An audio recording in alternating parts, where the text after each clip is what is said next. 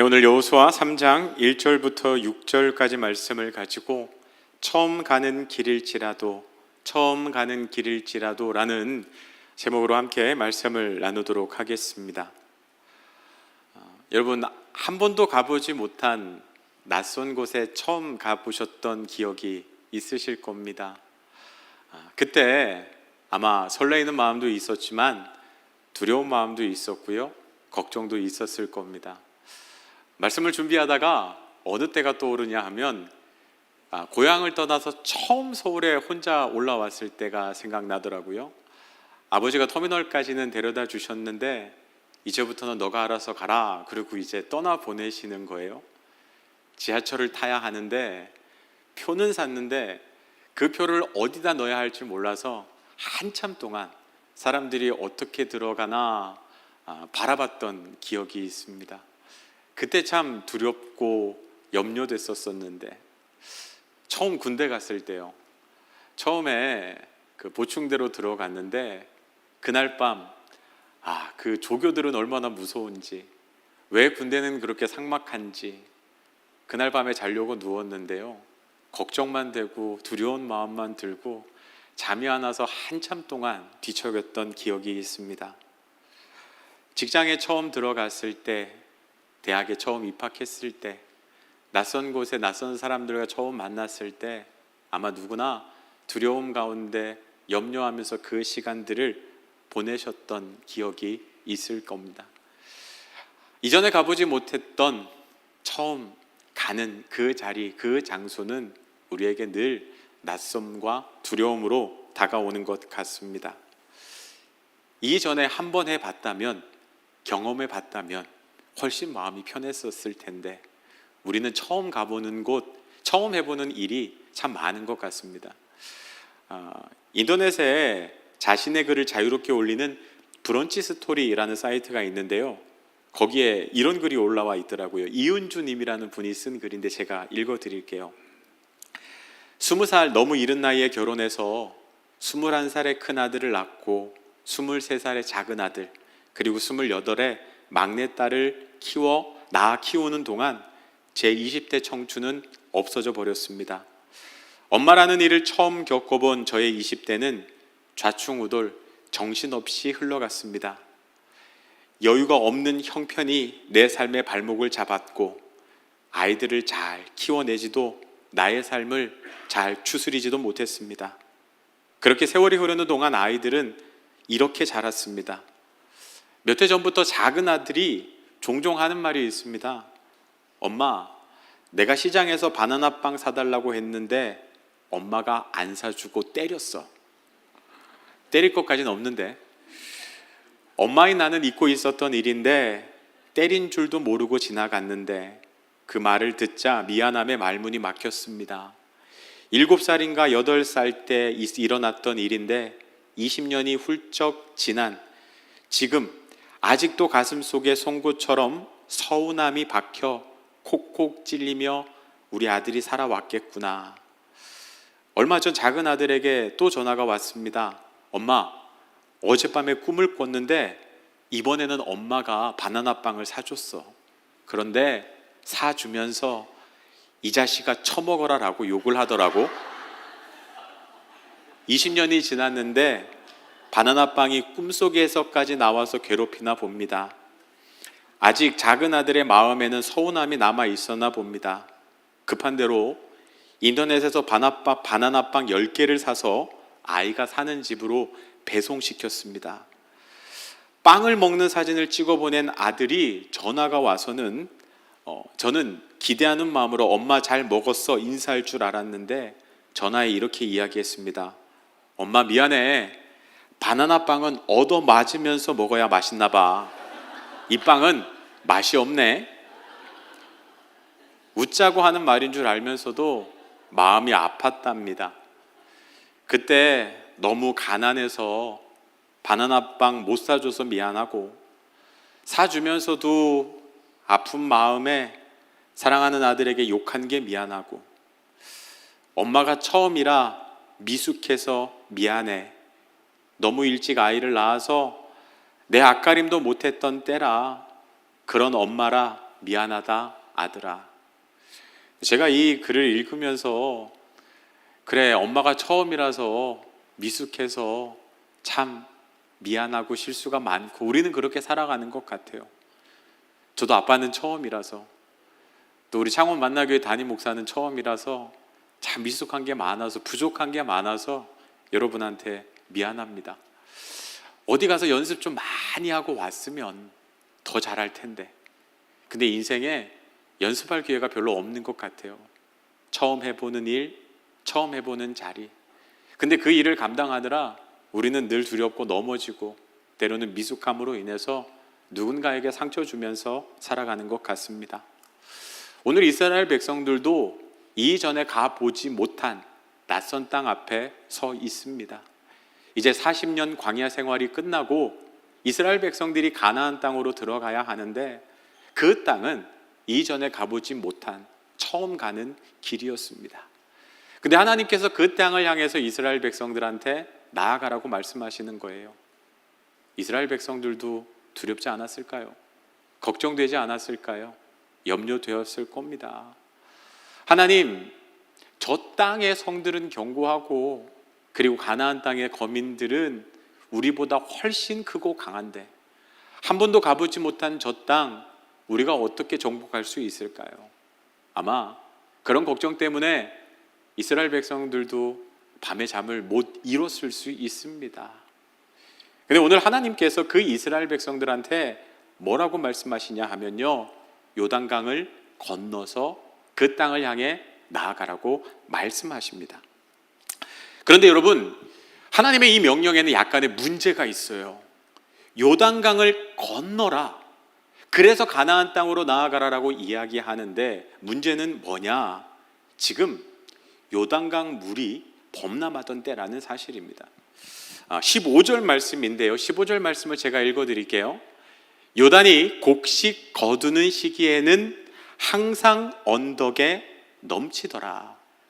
여러분, 원래 요단강은 그렇게 큰 강이 아닙니다. 저도 성지순례 때 가봤는데 제가 봤던 요단강은 폭이 한 10m, 그리고 깊이는 한 1m가 채 안 되는 작은 강이었다고 해요. 그런데 문제는 언젠가 하면 이제 곡식을 추수할 때가 되면요, 날씨가 좋아지면서 그 북쪽에 헐몬산이라고 있는데 거기에 빙하가 녹아서 요단강으로 흘러 들어옵니다. 그리고 추수할 때는 늦은 비라고 해서요, 비가 많이 내리거든요. 그러면 요단강 물이 불어나게 되는데, 얼마나 불어나게 되냐? 그 폭이 1km가 넘게 넓어지고요, 중요한 건 수심인데 수심이 3m에서 4m까지 깊어진다고 합니다. 여러분, 1m 정도면 충분히 건널 수 있죠. 그런데 폭이 3m, 4m가 되면 이스라엘 백성의 힘으로 그 요단강을 건너는 것은 불가능하게 됩니다.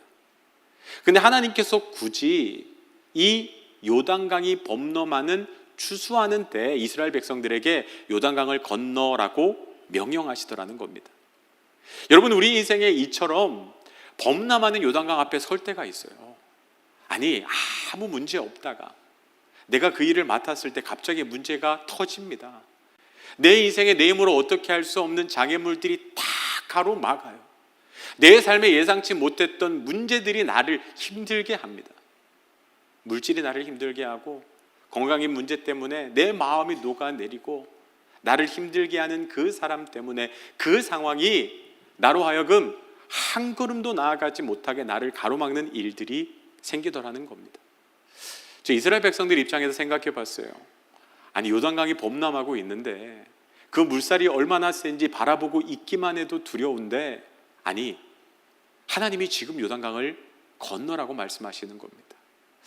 이렇게 생각하지 않았을까요? 하나님, 뭔가 잘못하신 거 아니에요? 지금은 때가 아니에요. 조금만 기다리면 됩니다. 며칠, 아니 몇 달만 지나도 이 요단강이 줄어들 텐데, 얕아질 텐데 그때 건너는 게 맞는 것 같습니다. 하나님 잘못 이야기하신 거죠? 조금만 기다려주세요. 아니면 하나님, 굳이 이곳이 아니더라도 돌아가는 다른 방법이 있지 않을까요? 어딘가에 다리가 있을지도 몰라요. 그러니까 여기 말고, 지금 말고 다른 방법을 찾는 게 좋아 보입니다. 그러면서 기다리자는 사람도 있고, 어떤 사람은 도망가자는 사람도 있을 거고, 어떤 사람은 돌아가자는 사람도 있을 것 같아요. 근데 하나님의 명령은 분명해요. 8절 말씀을 보면요, 하나님이 단호하게 이렇게 이야기하십니다. 너는 언약궤를 맨 제사장들에게 명령하여 이르기를 너희가 요단 물가에 이르거든 요단에 들어서라 하라. 지금 쭉 요단으로 가서 도착하거든 요단에 들어서라, 요단강으로 발걸음을 내디뎌라 라고 말씀하시는 겁니다. 여기서 우리는 이런 질문을 해볼 수 있을 것 같아요. 하나님, 지금까지 아무 문제 없다가 왜 굳이 문제가 심각하게 터진 이 시점에 나로 하여금 요단강을 건너라고 하시는 겁니까? 하나님, 내 인생에 왜 이런 장애물이 가로막고 있습니까? 그런데 하나님, 이 장애물을 통과해서 가라고 하는 하나님의 이유가 무엇입니까? 여러분, 만일 요단강이 얕을 때요, 1m도 안 돼서 내 힘으로 건널 수 있을 때, 여러분, 이스라엘 백성들은 그냥 요단강을 건넜을 거예요. 야, 우리 힘으로 요단강 건넜어. 그때 물이 허리밖에 안 왔거든. 근데 여러분, 그렇게 아무 문제가 없을 때는요, 어떤 간증도 우리 입에 나올 수가 없습니다. 그것이 우리에게 감사의 이유도 되지 못하고 우리의 간증거리도 되지 못한다는 거예요. 아마 내가 했어, 내 힘으로 해서 충분히 그 정도는 할 수 있어 라고 그냥 지나가는 사건에 불과할 거예요. 근데 오늘 하나님은 그럴 마음이 없으세요. 왠 줄 아십니까? 요단강은요, 가나안 땅을 향해서 나아가는 경계이기 때문에 그래요. 하나님은 이제 이스라엘 백성들이 광야에서 삶을 끝내고 이제 가나안 땅에서의 삶이 시작되는 그 시점에서 그들이 승리할 수 있는, 그들이 그 땅에서 믿음을 지킬 수 있는 중요한 비결을 가르쳐 주시고 훈련시키기를 원하신다는 거예요. 그게 뭡니까? 너네 이제 가나안 땅에 들어가면 너희 힘으로 어떻게 볼 수 없는 성벽들, 문제들을 만날 것이고 적들과 대면하게 될 거야. 그들과 싸워야 할 거야. 그러면 도망가고 싶겠지. 아니, 한 걸음도 못 가고 돌아서 가고 싶겠지. 그러나 그러면 안 돼. 그때마다 기억해. 너 힘으로 어떻게 할 수 없을 때, 그때는 하나님께 엎드려야 할 때고 하나님께 기도해야 할 때이고 하나님을 의지해야 할 때라는 사실을 기억해. 여러분, 오늘 하나님께서 그 문제를 통해서, 범람하는 요단강, 내 힘으로 건널 수 없는 그 요단강을 통해서 이 문제들이 네 삶에 찾아올 때 하나님께 기도해라, 하나님을 의지하라, 하나님께 나아가라라고 하는 메시지를 훈련시키고 싶으셨던 거예요. 여러분, 고난이 절대로 좋지는 않죠. 고난은 불편합니다. 그러나 고난이 다 나쁜 건 아니에요. 왜냐하면 고난이 주는 유익이 있기 때문에 그렇습니다. 특히 고난은 우리가 하나님을 만나는 통로가 될 수 있다는 사실을 기억하시기를 바랍니다. 하나님을 떠나 있다가도 내 삶에 문제가 생기면 하나님을 기억하게 돼요. 기도하러 나오게 되고 그 시간들을 통해서 예배가 회복되어지고, 그래서 하나님을 만남을 통해서 그 인생이 다시 역전되는 역사를 경험한 분들이 많이 있습니다. C.S. 루이스라는 분은요, 고난은 우리를 향한 하나님의 확성기다라고 그렇게 이야기를 했어요. 조용기 목사님은 설교 가운데 이런 이야기를 하셨더라고요. 사람은 고작 지팡이 하나만 있어도 그것을 의지하려 들지 하나님을 의지하려 하지 않는다. 돈 몇 푼, 비빌 언덕 한두 명만 있어도 하나님을 찾지 않는 아주 못된 습성이 있다. 저도 그렇더라고요. 돈이 있으면, 나를 도와줄 사람이 있으면, 뭐하러 굳이 하나님 찾습니까? 뭐하러 절박하게 기도합니까? 돈이 해결해 줄 거고 사람이 해결해 줄 건데. 그런데 내 힘으로 어떻게 할 수 없는 그 범람하는 요단강 앞에 우리는 하나님을 의지할 수밖에 없어요. 오늘 하나님은 이스라엘 백성에게 또 우리에게 말씀하시는 거예요. 네 인생에 네 힘으로 어떻게 할 수 없는 문제를 만나거든 도망갈 생각하지 말고 돌아갈 생각하지 말고 하나님 앞에 엎드려라, 기도해라. 그러면 하나님께서 그 문제를 해결하여 주실 것이고 그 장애물을 제거하여 줄 것이고 그 요단강을 갈라서 그 요단강을 건너가게 하실 것이라고 말씀하고 계시다는 거예요. 제가 첫 목회지가 이천에 만나교회였습니다. 제가 처음 부임했을 때 교회 상황이 그렇게 좋지 않았어요. 교회 빚은 많은데 교회가 나눠져서 싸우고 성도들이 다 떠나고, 그리고 담임 목사님은 그 가정에서 이제 건강이 안 좋아지셔서 목회를 쉬셔야 되는 그런 상황이었습니다. 이제 저한테 그 교회 담임 목회를 하라고 저를 보내셨는데 어쨌든 뭐 순종하는 마음으로 갔지요. 제가 첫 출근 날, 주일에 첫 출근을 하는데 택시를 타고 갔어요. 택시를 타고 갔는데 제가 교회 가주세요 그랬더니까 택시 기사님이 저를 힐끔 보더니 그 교회 왜 가요? 그 교회 망했어요. 그 교회 성도들 다 떠나고 그리고 빚 때문에 이제 건물 넘어간대요. 아유, 저 교회 왜 가요? 가지 마요 이러는 거예요. 제가 그 이야기를 듣는데 되게 당황스럽더라고요. 그래서 제가 가만히 있다가 그러고 있다가 마지막 내릴 때 이제 미터기에 잔돈 다 드리면서요, 거스름돈 안 주셔도 된다라고 이야기를 하면서 그랬어요. 제가 이 교회 담임 목사예요. 오늘 처음 제가 출근하는 겁니다. 이제 좋은 교회 될 거니까 기사님 좋은 소문 많이 내주세요 하고 내렸어요. 처음 목회를 시작했는데 그 택시 기사분이 염려했던 게 거짓말이 아니었어요. 이웃 사람들이 다 교회를 걱정하는 그런 교회였어요. 저 교회 망한대, 저 교회 다 떠났대. 교회가 소망이 되는 게 아니라 사람들에게, 세상 사람들에게 걱정이 되는 교회. 근데 제가 처음에 가보니까요, 저 같아도 이 교회 잘 안 오겠더라고요. 교회 분위기가 안 좋아요. 그런데 제가 그때 기도할 수밖에 없더라고요. 하나님, 제 생각에도 이 교회를 누군가가 찾아올 이유가 딱히 없을 것 같은데 이건 오면 하나님 때문입니다. 하나님 은혜입니다. 하나님이 다 해주십시오. 근데 성도들이 찾아오기 시작하더라고요. 교회 분위기가 바뀌고 웃음이 다시 찾아오고 아이들이 교회 학교가 세워지고, 제가 갔을 때 교회 학교 아이들 한 명도 없었거든요. 그런데 아이들이 오고 교인들이 함께 예배드리고 간증이 감사가 넘치는 교회가 되는데, 여러분 제가 고백할 수밖에 없었어요. 그건 제가 한 게 아니에요. 하나님이 하신 거예요. 왜? 제 힘으로는 그 교회 문제를 해결할 수 있는 힘이 없었거든요. 하나님이 하시니까 하나님께 영광을 돌릴 수밖에 없는 거더라고요.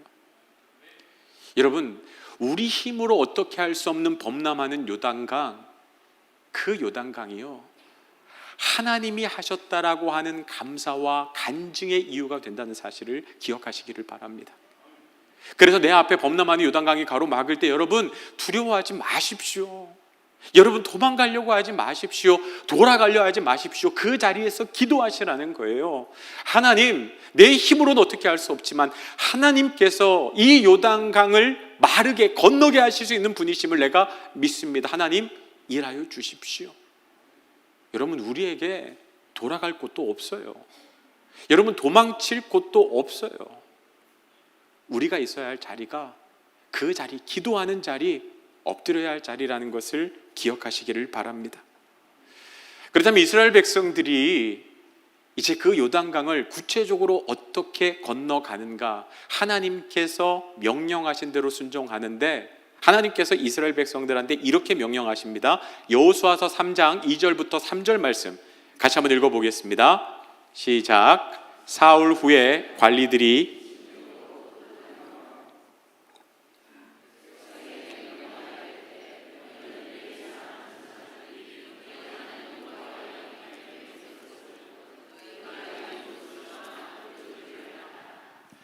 먼저 하나님께서 레위 사람 제사장들이 언약궤를 메고 먼저 요단을 향하여서 나아가라고 말씀하십니다. 여러분, 언약궤는 그 안에 뭐가 들어있냐 하면요, 그 십계명, 모세가 받은 십계명 두 돌판이 들어가 있고요, 만나가 담겨있던 항아리, 그리고 아론의 쌍난 지팡이가 들어가 있습니다. 하나님의 임재를 상징하는 거예요. 그런데 그 제사장들이 언약궤를 메고 갔다는 것은 그들이 하나님과 함께 갔다는 것이고, 이스라엘 백성들은 언약궤를 따라갑니다. 하나님을 따라갔다는 이야기예요. 여러분, 내 힘으로 어떻게 할 수 없는 그 문제 앞에서 우리가 먼저 해야 될 것은 무엇이냐? 하나님을 따라가는 것, 하나님의 말씀대로 따라가는 것, 그것이 제일 중요하다는 거예요. 제가 처음 서울에 와서 지하철을 타는데요, 그때만 해도 5호선까지 있었어요. 근데 이제 제가 가려고 하는 곳이 안양의 금정이라는 곳이었는데 지하철을 타본 적이 있어야죠. 이제부터 공부를 해야 되는 거예요. 보니까 이쪽으로 가고 저쪽으로 가고 지하철표 그 지도를 뚫어져라 봤습니다. 그랬더니까 이쪽으로 가서 거기서 환승을 해서 또 저걸 타고 그리고 나서 몇 정거장 후에 내려야 되는 거더라고요. 제가 처음 지하철을 타니까 뭐만 봤겠습니까? 그 지하철 역사표만 보는 거예요. 그러면서 창밖을 확인하면서 어디 여기구나, 어디서 환승해야 되는구나, 어디서 내리고 어디서 타야 하는구나. 그러니까 한순간도요 그 긴장을 놓칠 수가 없는 거예요. 이스라엘 백성들 한 번도 가보지 않은 곳입니다. 요단강 건너본 적 없습니다. 하나님께서 그들에게 뭐라고 말씀하세요? 절대로 한눈 팔지 마. 하나님의 임재, 하나님의 말씀이 함께 하시는 그 언약궤만 따라가라고 우리에게 말씀하시는 거예요. 여러분, 우리 인생에 무엇이 우리를 인도할 수 있습니까?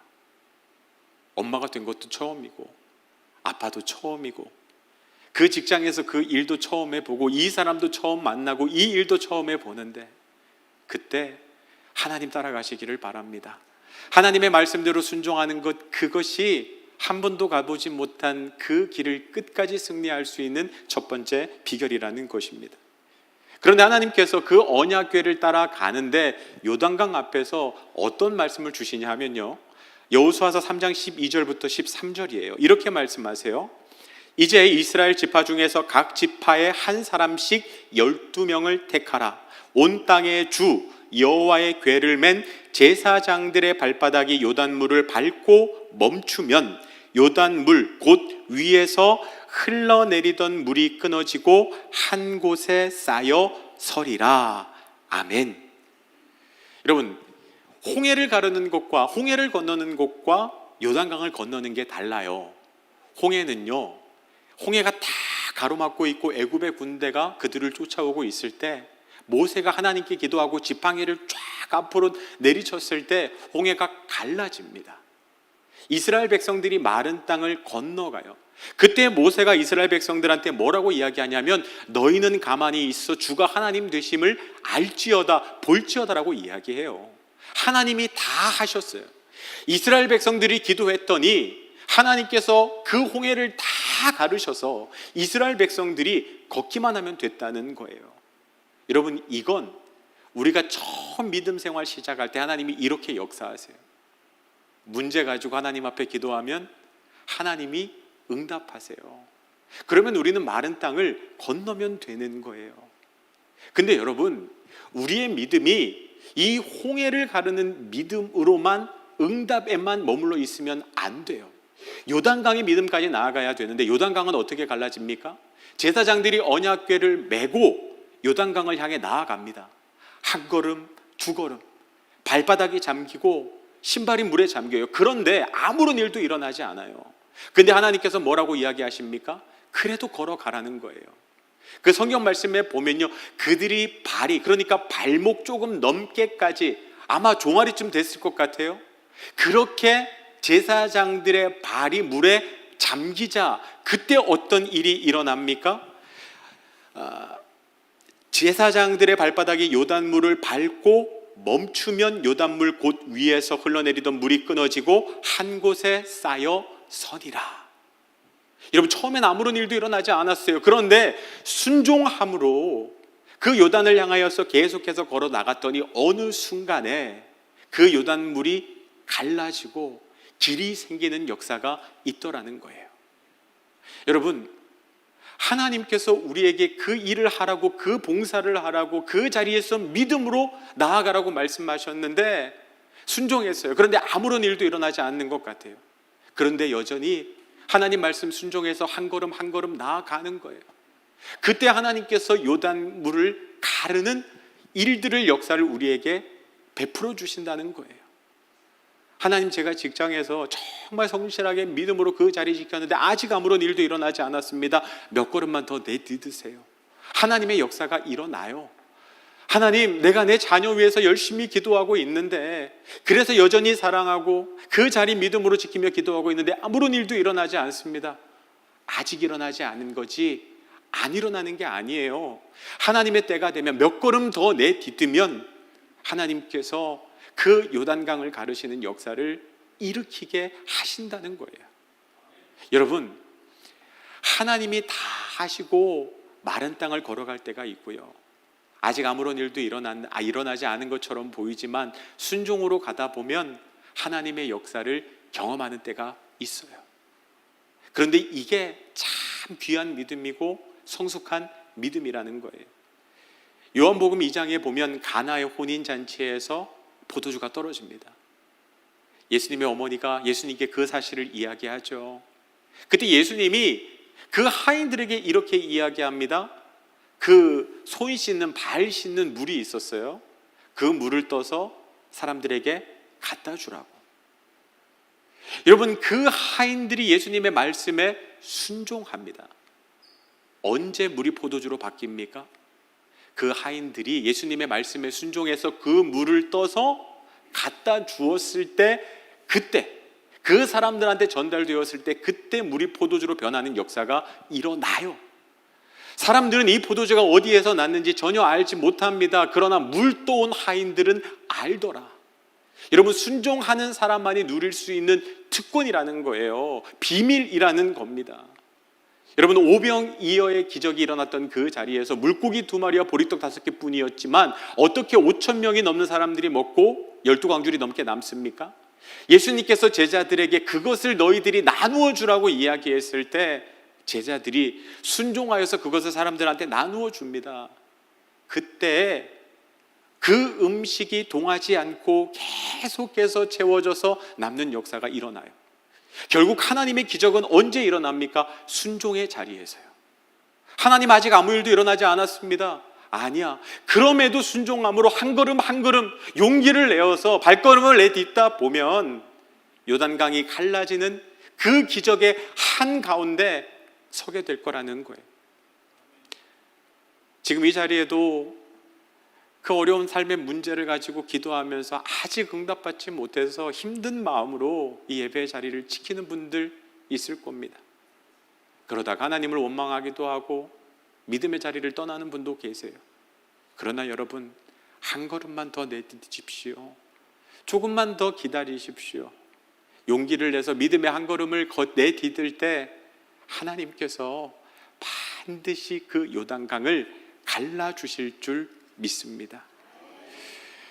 근데 제가 말씀을 묵상하다가 보니까요, 제사장들이 언약궤를 메고 가는데 이스라엘 백성들에게 2,000규빗쯤 떨어져서 따라오라라고 그렇게 말씀하세요. 여러분, 2,000규빗, 그게 어느 정도 되는 거리냐면 한 1km 정도 되는 거리입니다. 그러니까 저희 교회에서 북면초등학교 정도 되는 거리에 거리가 이제 2,000규빗이거든요. 왜 하나님께서는 2,000규빗 떨어져서 이스라엘 백성들에게 따라오라고 하셨을까요? 언약궤를 맨 제사장들은 먼저 출발했어요. 근데 이스라엘 백성들은 계속 기다리는 거예요. 그러다가 우리로 치면 북면초등학교쯤 갔을 때 그때부터 그 간격을 유지하면서 걷기 시작하는 겁니다. 여러분, 그 북면초등학교 이렇게 보면요, 희미하게 보여요. 잘은 안 보여요. 그런데 가고 서는 건 보여요. 아, 한 걸음 갔구나. 그럼 한 걸음 따라가는 거예요. 왜 하나님께서 2,000규빗 떨어지게 하셨을까? 제가 말씀을 묵상하다가 그런 생각이 들더라고요.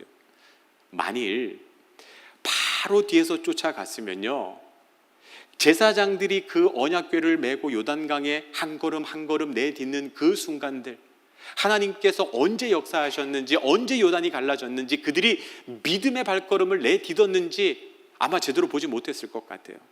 듣기는 들었겠죠. 앞에서 바로 앞에 봤던 사람들이 이야기했을 거예요. 야, 이때 요단강이 갈라졌어.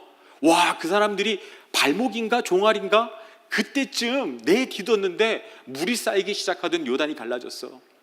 여러분, 사람들이 전해서 내가 본 게 아니라 누군가의 이야기를 틀어서 그 이야기를 알게 됐을 거라고요.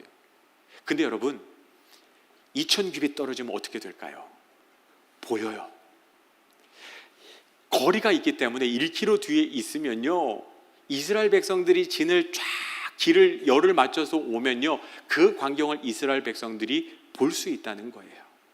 누군가를 통해서 들은 이야기가 아니라 내 눈으로 보아서 고백할 수밖에 없는 이야기. 여러분, 하나님께서는 그 광경을 이스라엘 백성들이 직접 보기를 원하셨어요. 하나님이 앞서 가시고 이스라엘 백성들이 따라가면서 하나님께서 어떻게 그 요단강을 가르셨는지, 어떻게 그들의 삶에 역사하셨는지 보게 하시더라는 겁니다.